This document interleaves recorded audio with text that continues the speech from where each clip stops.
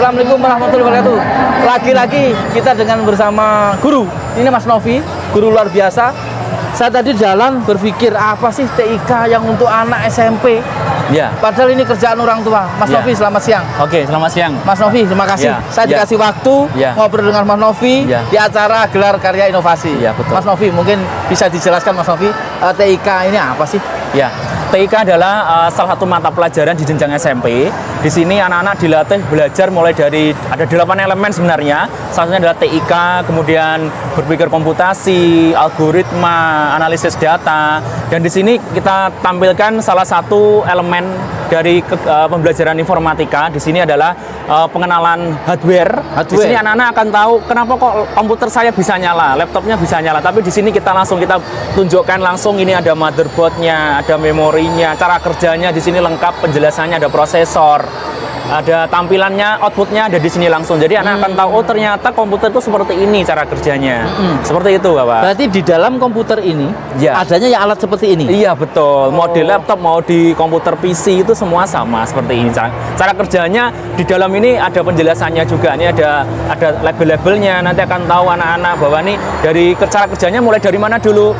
Proses datanya di prosesornya, kemudian disimpan ke media penyimpanan, kemudian dikeluarkan ke media output di sini sebagai monitornya, dan juga mungkin ke output yang lain seperti itu. Jadi anak-anak akan bernalar kritis nanti dilatih. Mas Novi, selama ini di TIK sendiri yang untuk SMP, ada nggak kendala?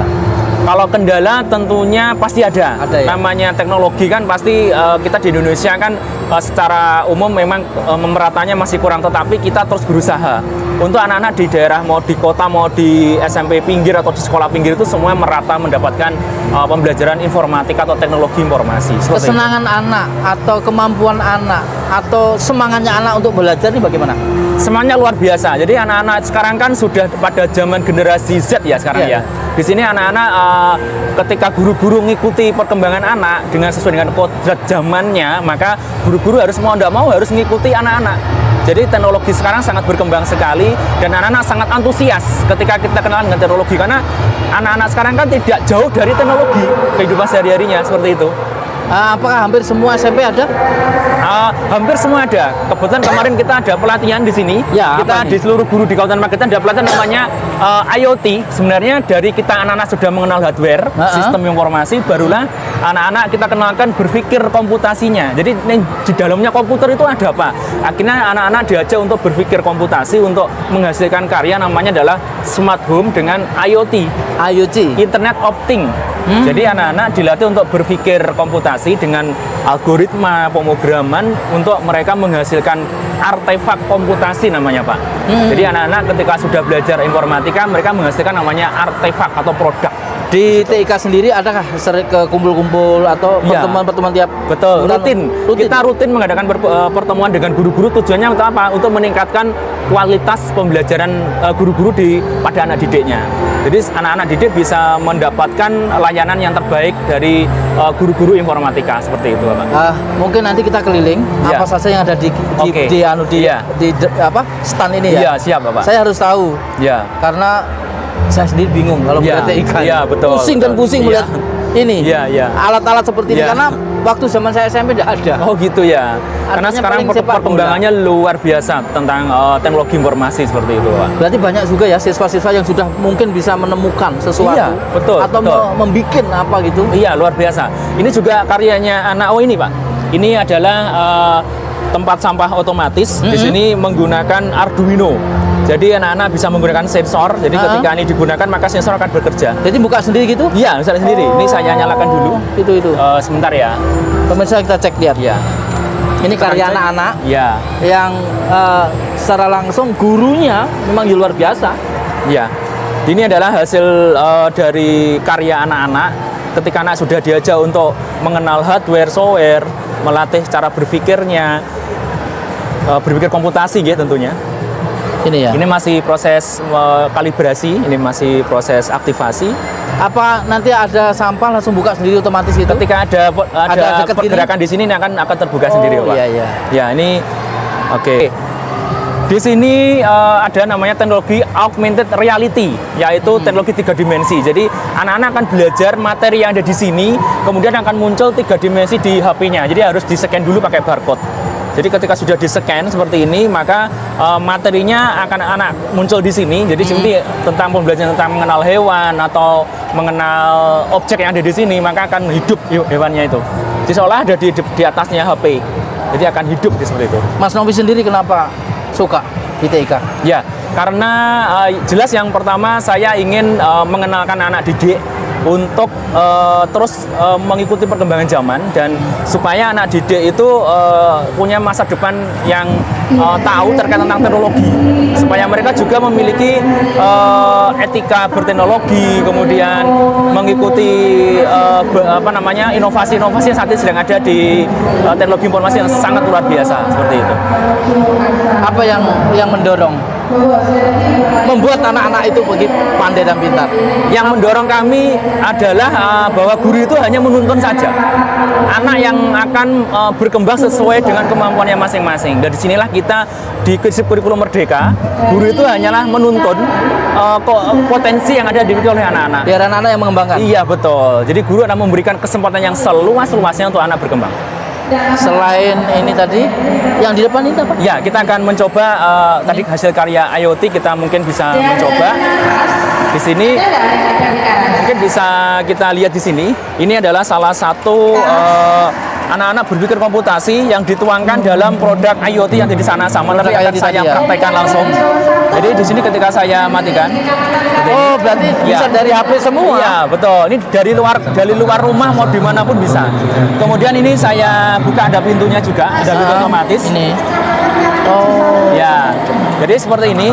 Ini pintunya bisa kita kendalikan dari jarak jauh. Misalnya kita mau buka pintu, nutup pintu. Anggap aja ini sudah rumah sendiri itu ya? Iya, ini lampunya juga bisa kita kendalikan.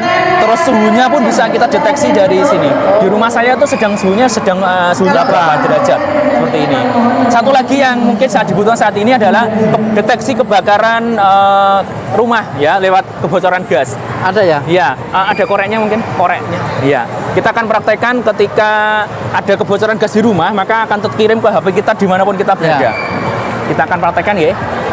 Ya, mungkin yang baru Nah ini ada suaranya, alarmnya bunyi, dan ini ada tulis telah terjadi kebocoran gas. Maka kita yang di luar rumah akan tahu, oh, rumah saya ada bocor gasnya, dan nanti segera pulang ya. ketika kita sudah konekan dengan kipas angin yang sudah terkonek dengan sistem, maka kipas angin akan nyala untuk menetralisir gas yang sedang bocor, untuk mengurangi kebakaran di rumah. Mas Novi, Ya. apa harapan Mas Novi dengan acara seperti ini? Harapan kami teknologi semakin dikenal oleh pengunjung, oleh anak didik yang berkunjung ke sini. Karena apa? Karena ternyata teknologi itu sekarang itu berkembang sangat luar biasa. Dan tujuan kami adalah selain memberikan edukasi ke pengunjung, juga kita memberikan pembelajaran terkait bahwa di dalam teknologi informatika itu ada banyak yang dipelajari dan luar biasa. Tidak hanya berupa komputer saja ternyata, tapi bagaimana berpikir komputasi, algoritma pemrograman, analisis data, kemudian jaringan komputer, internet, semuanya itu ternyata dibutuhkan pada era saat ini. 2 hari nggak cukup ya? Oh, enggak cukup. Sebenarnya masih tahun depan duluannya- bisa bikin besar lagi nih ya? sangat kurang sebenarnya. Ini Sangat sebenarnya kurang, masih sebagian kecil dari contoh-contoh hasil karya dari guru-guru dan Guru-guru yang siswa di TK. Kabupaten Magetan. Iya, betul. Mas Novi, Iya. terima kasih Iya. waktunya. Iya. Kita beri kesempatan ngobrol Iya. dan bisa kita melek. Iya, Ternyata SMP pun sudah Iya, diajari sekelas seperti ini. SMP sekarang sudah diajak untuk membuat seperti Ini ini. sekelas kuliah ini. Iya, betul. Ini ada pemrogramannya, Bapak, ada codingnya. Semuanya masuk ilmu kuliah yang di zaman saya Iya. itu sekarang dipelajarkan di anak SMP.